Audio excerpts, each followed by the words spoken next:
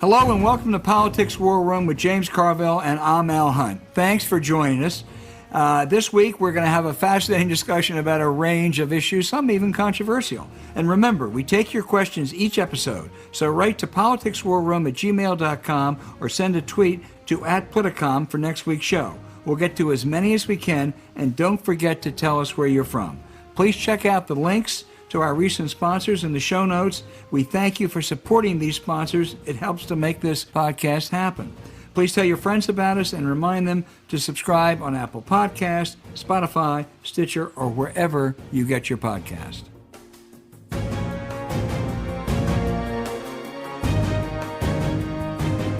Hey, James, there are a bunch of big stories to discuss, infrastructure, some national security issues, but we have to start with Congressman Matt Gaetz, the right-wing loudmouth Trump acolyte who is under investigation by the Justice Department for transporting an underage woman across state lines for sexual purposes.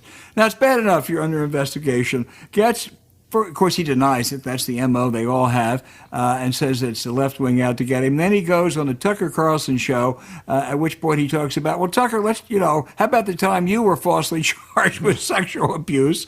And, you went out with me and my girlfriend one time. Right. Carlson doesn't remember that. But then the best of all, he says, not only was the left wing out to get him, but maybe they were out to get him because he always was so generous to his former girlfriends, paying for their plane tickets and hotel rooms. How unappreciative can they be, James? Well, the first thing is, when you heard this, it was eminently believable. He looks like a perv. Yeah. I mean, it's just not one of these guys. You say, I wouldn't believe that about him.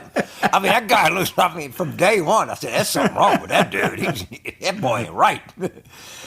And it is so funny in so many ways. I hope nobody got hurt in any of this because I don't want to laugh at something where somebody's a real victim. But as of right now, it's hilarious. Now, where's it going to go, and what's the implications for other people who may be tied up in this? I have no idea where Roger Stone fits into this or where other people may or may not fit into it. One can only speculate and wait as the evidence continues to grow, and it looks like the government is opening an investigation here. And when they open an investigation, people start talking. People subpoena records, and so we're not sure exactly where this is going, but something tells me we're in the second inning here.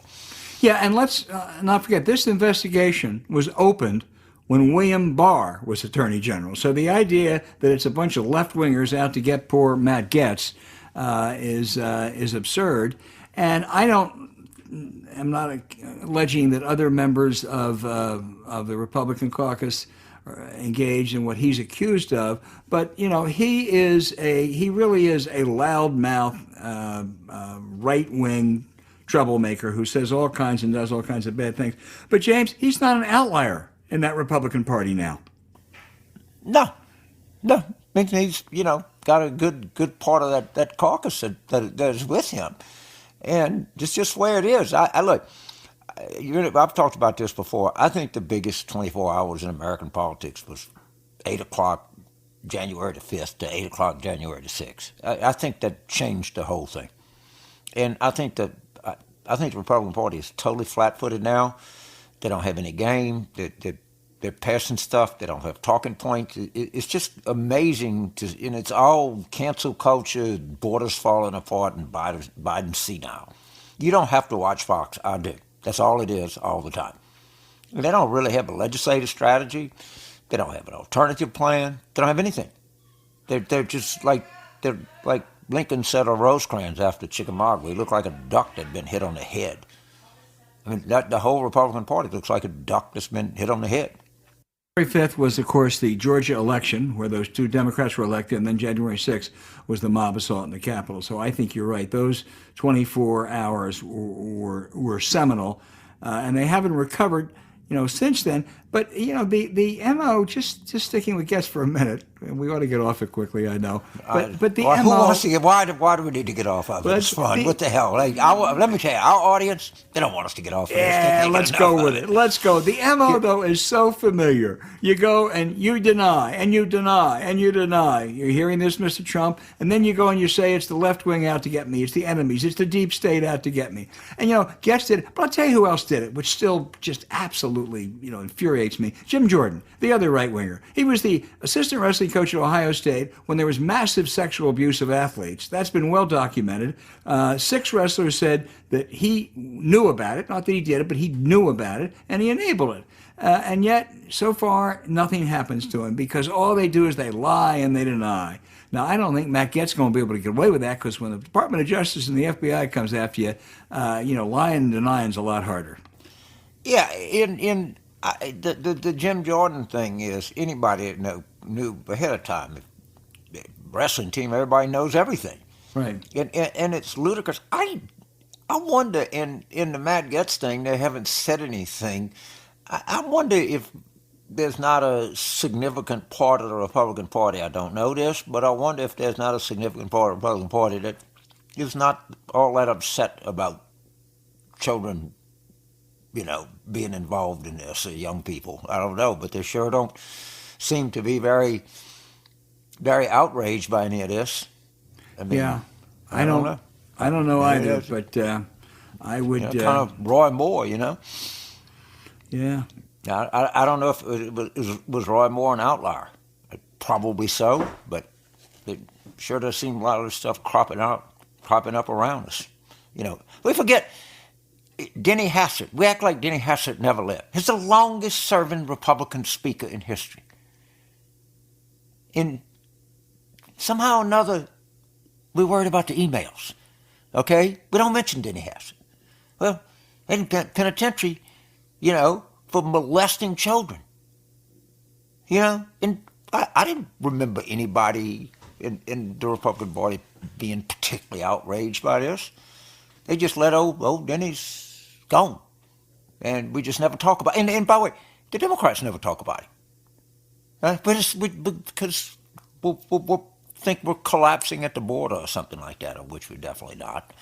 But I don't know. One of the great mysteries of this earth is one Dennis Hassett, coach.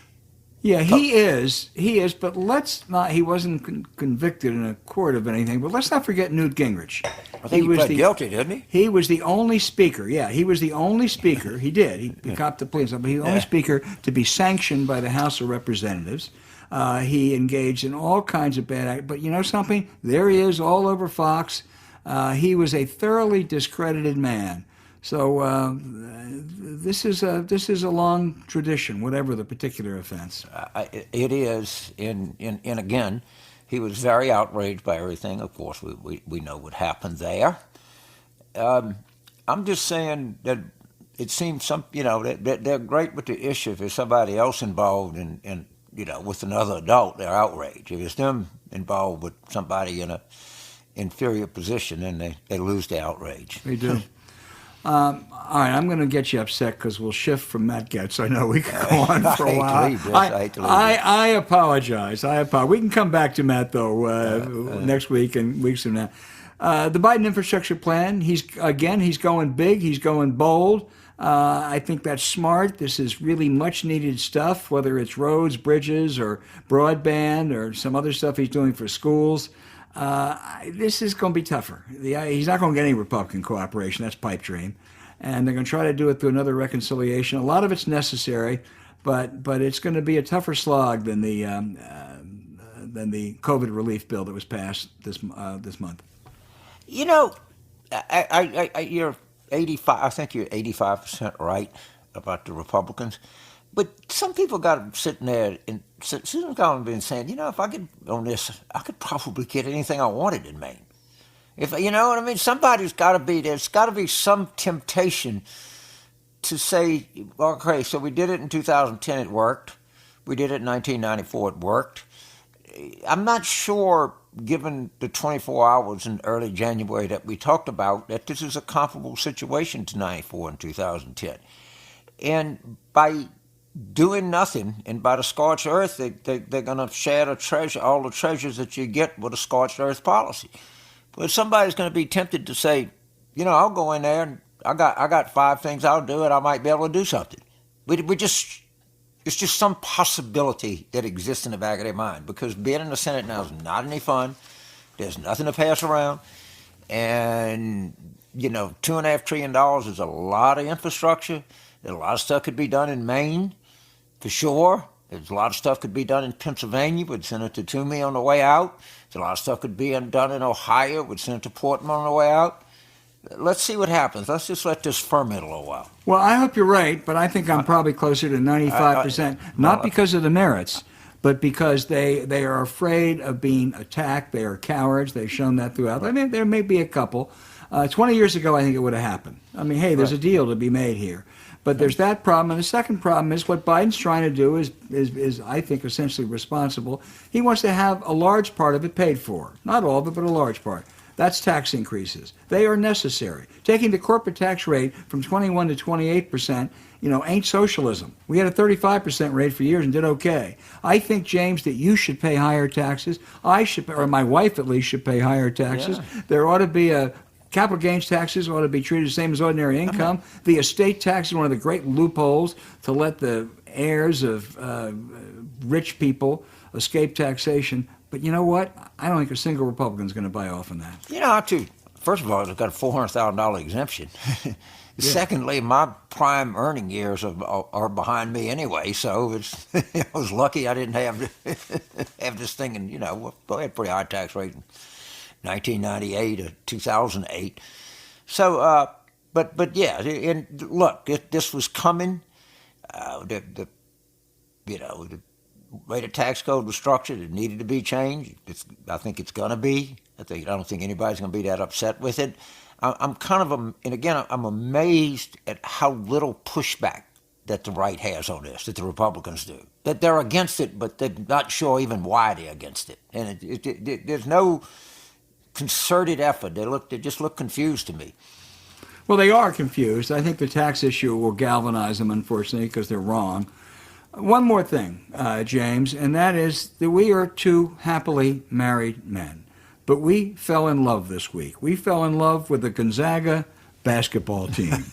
I mean, I got to tell you, I'm cheering for the Zags this weekend. They may be the favorite in the Final Four. But the reason is Final Four with no Big Ten, no ACC, no Big East, no Southeast Conference. But the reason I love the Zags is because they're wonderful to watch. They're tough, but they're poetry in motion. They're just good. Shit. You don't see something like this come along. This is a careless Comic Con. Normally I pull for the upset. I would know Gonzaga fell on me. But it's kind of weird. And of course when do they play? Do they play Baylor?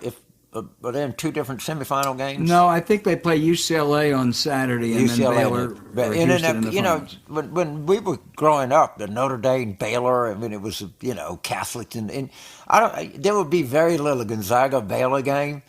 There will be very little Catholic versus Baptist coverage. It's just how things have evolved over the years of us watching sports. That'll have very little to do with people's loyalties.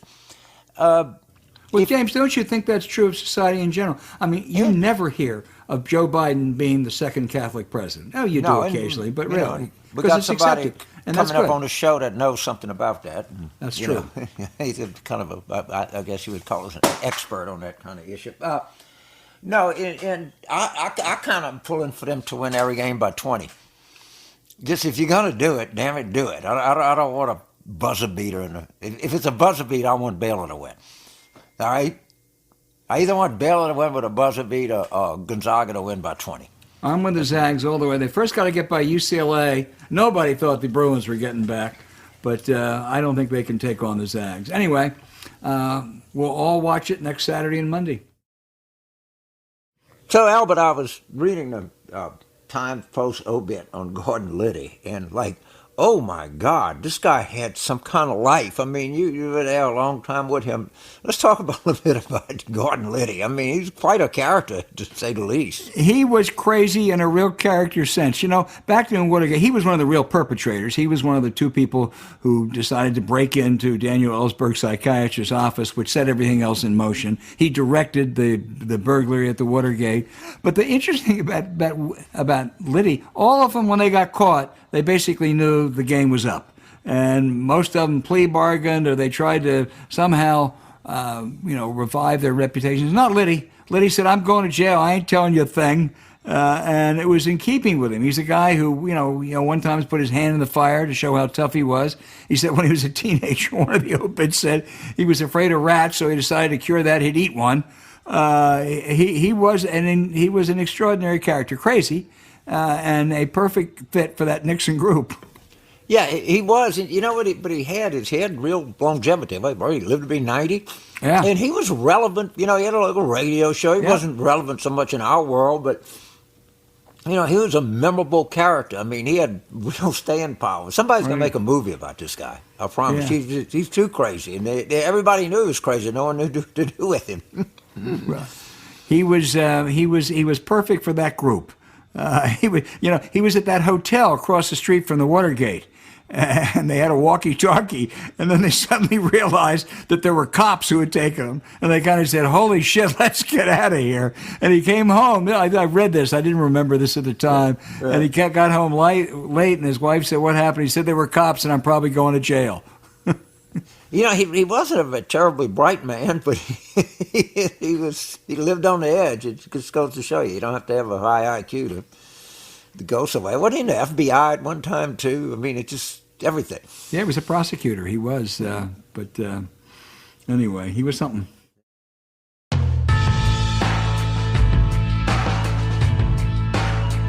Hey, James, now to one of our favorite segments, the question and answers from those very, very smart listeners out there. First one is from Stacy in St. Louis, but it's very similar to one that Rick in Montreal asked. It's about gun violence.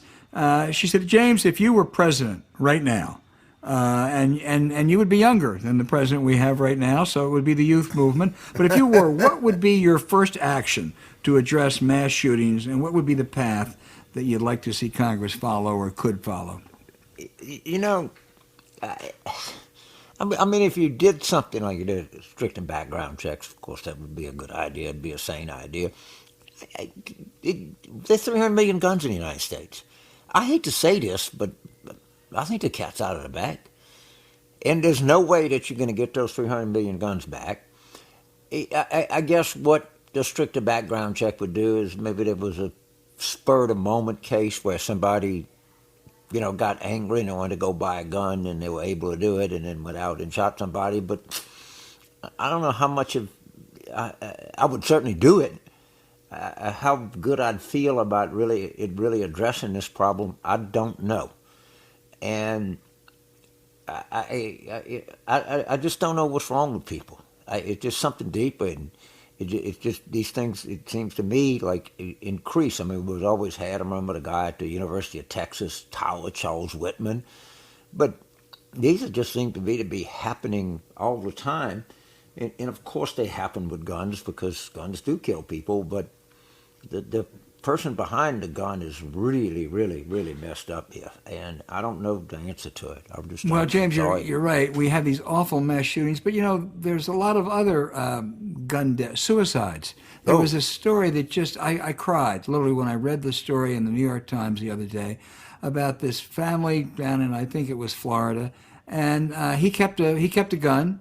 He didn't do anything bad with it, and his 14-year-old son, who they thought was perfectly fine, went up one day and knew where the gun was and went in the lock and opened the lock and pulled it out and killed himself.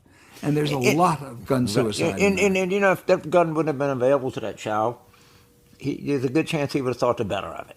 Yeah, exactly. I mean, when that option, if you get into, real kids and people say, "Oh, you like what you're looking at," and fight over a girl, right, and somebody decided to bring a knife, and then when somebody decided to bring a gun, right, if that's your default position, it's not going to end well. And that's the default position too many times in too many incidences in this country and too many places.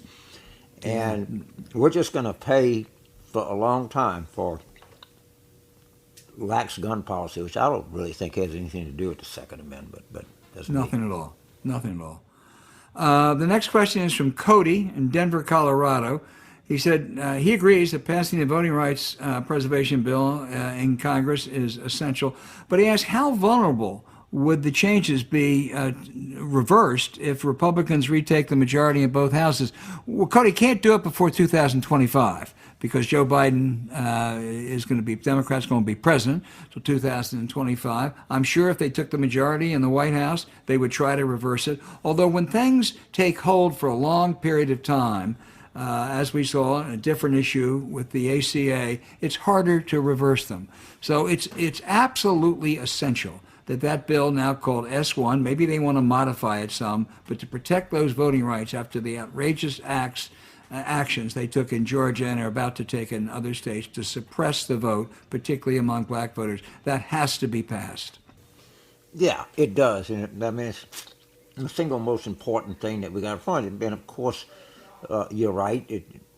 In 2025, none of us know for sure how elections are going to turn out. And if they win everything, you're damn right they would repeal it right away because it's the only way they're going to win. The only way they can get power.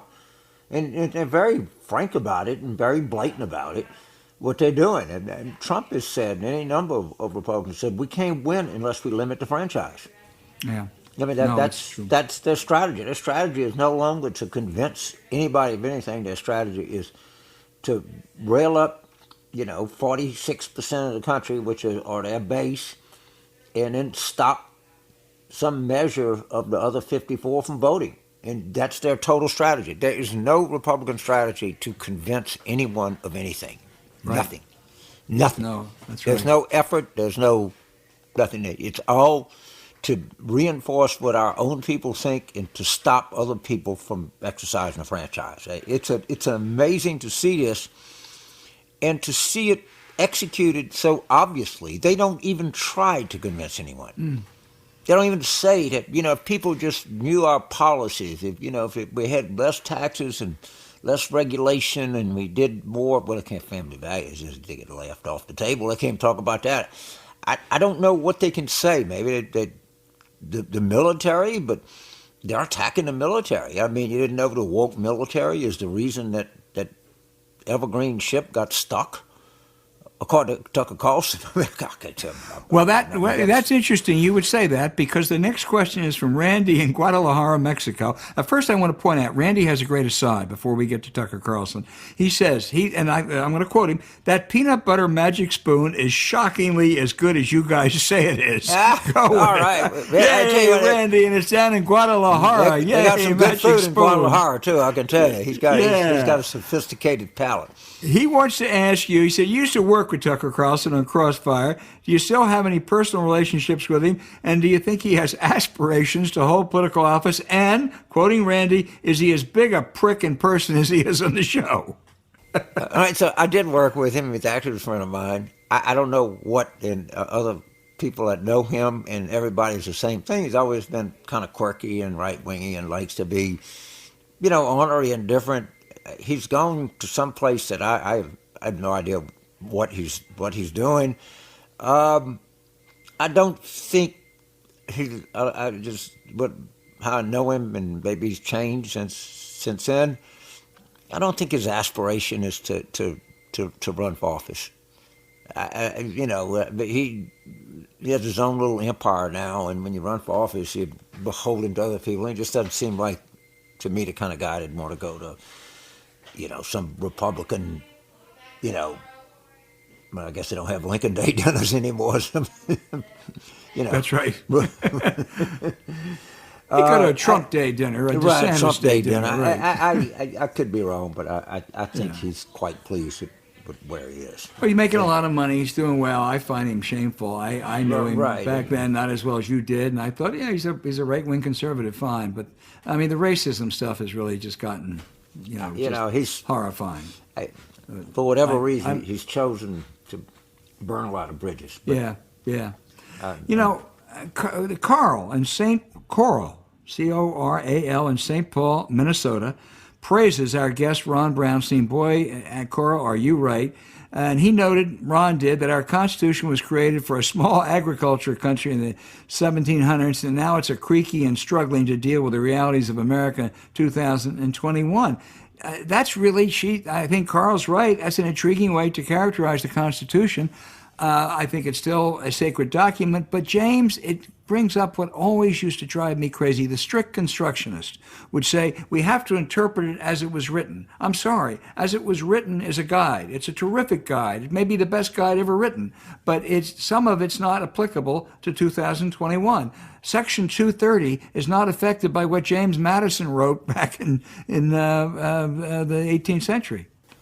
Well, I mean, what I think most people like talk about is the Second Amendment. I don't think the Second Amendment was put in there, but we could ask people who know a lot more than me, but there's some doubt it was put in there about the individual, was in connection with the militia and what the definition of arms in. Right. It certainly is not equipped to deal with, laser weapons or anything else you can have.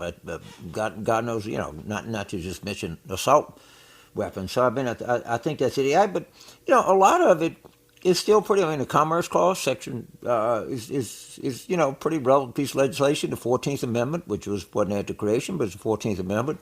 First Amendment. One of the great book, first Amendment, and even the searches and seizures. I mean, you got to.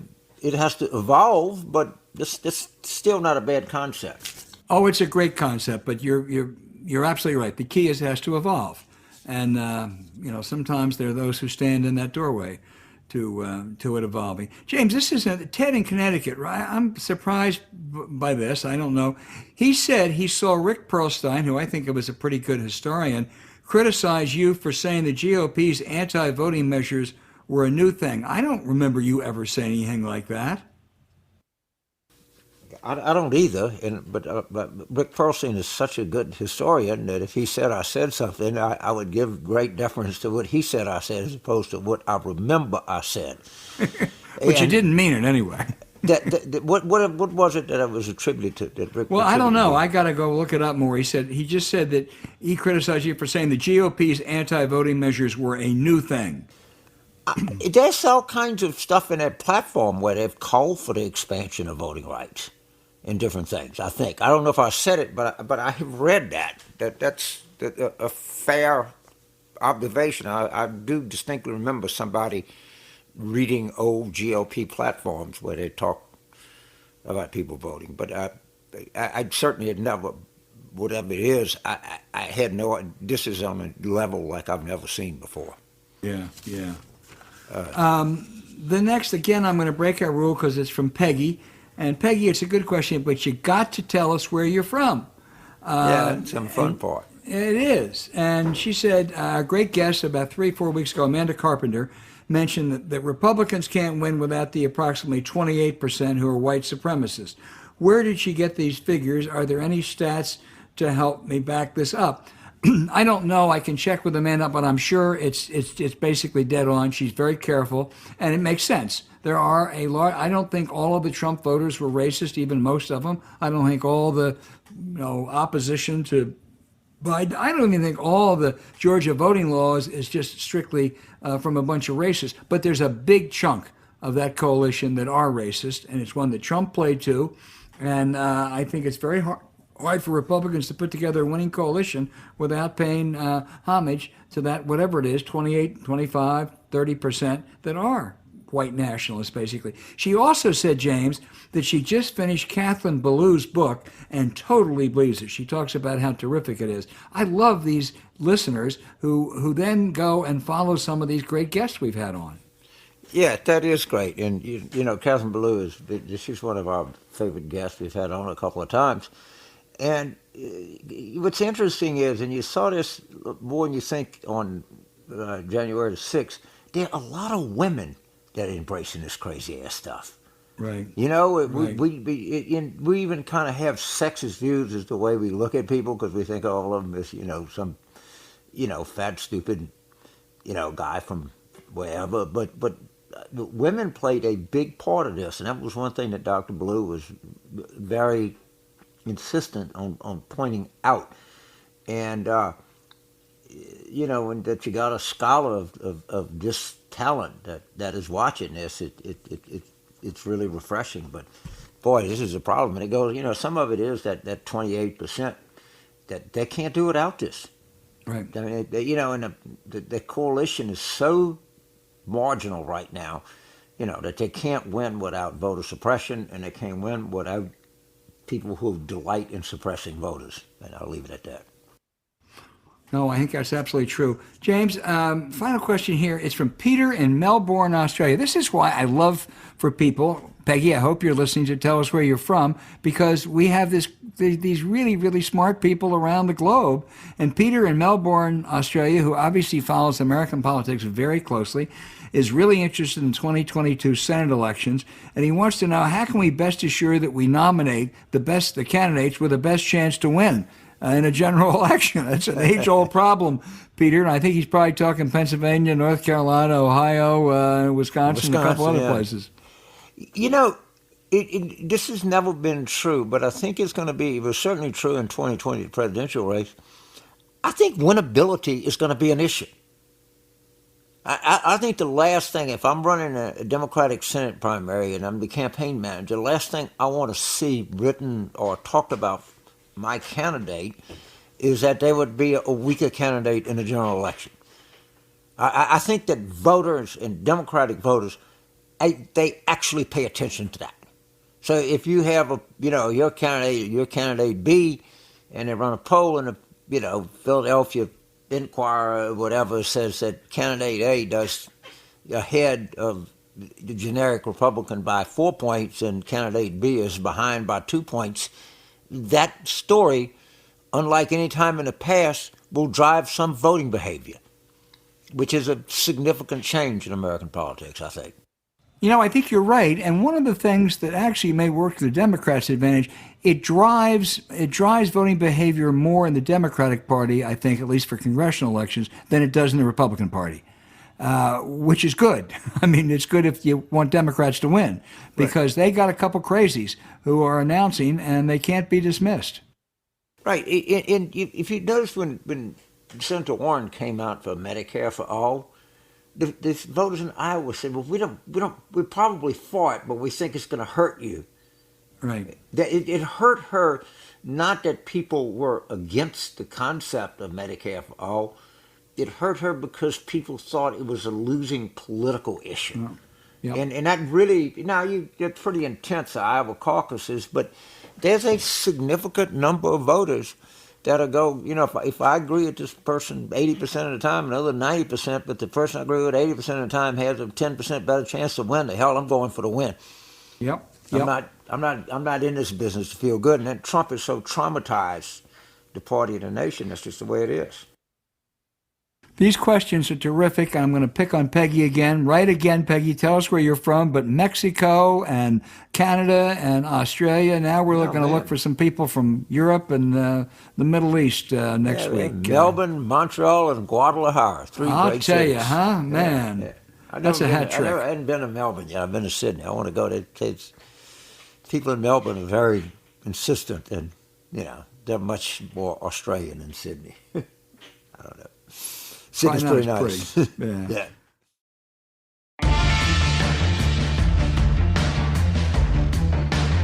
Okay, James, for the outrage, there's so many to do this week.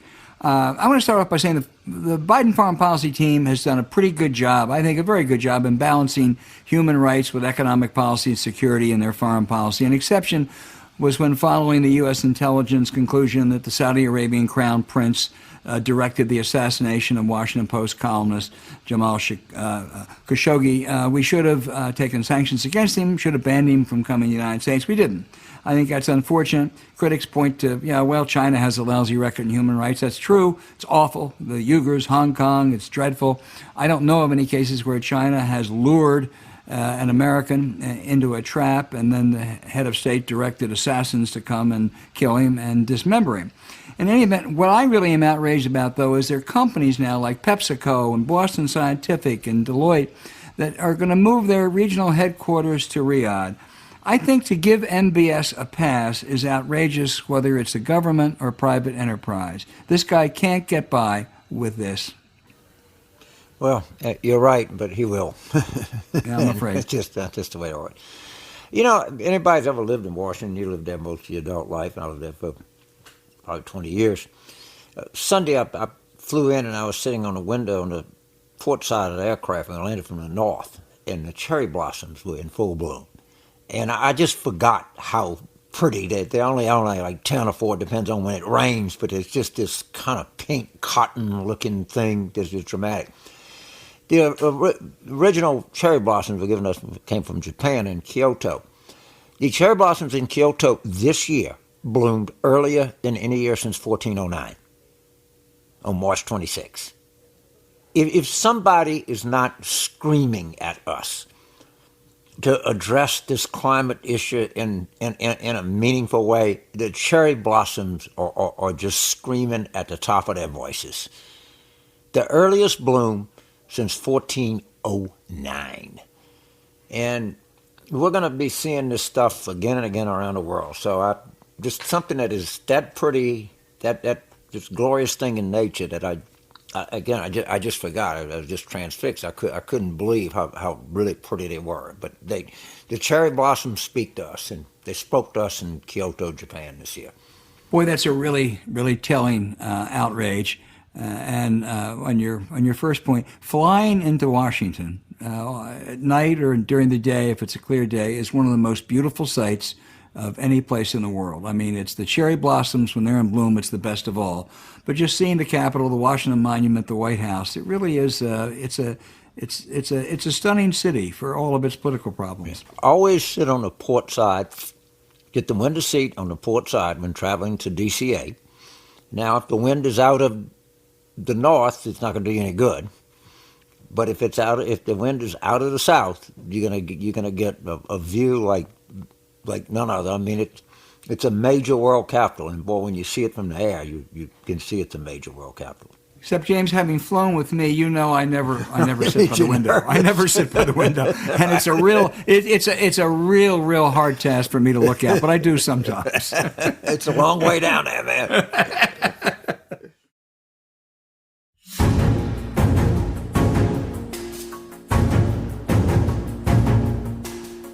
Hey, thanks for listening to Politics War Room with James Carville, and I'm Al Hunt. Don't forget to send your questions for us by email to politicswarroom@gmail.com or tweet them for next week's show at Politicon. Follow this episode. We would really appreciate it if you could check out the links to our recent sponsors in the show notes each week. We deeply thank you for supporting them. When you do, it helps make this podcast possible. To keep up with us, subscribe to Politics War Room on Apple Podcasts, Spotify, Stitcher, or wherever you listen. Please rate the show with a 5-star review. We'll be back with another show as we continue our War Room planning.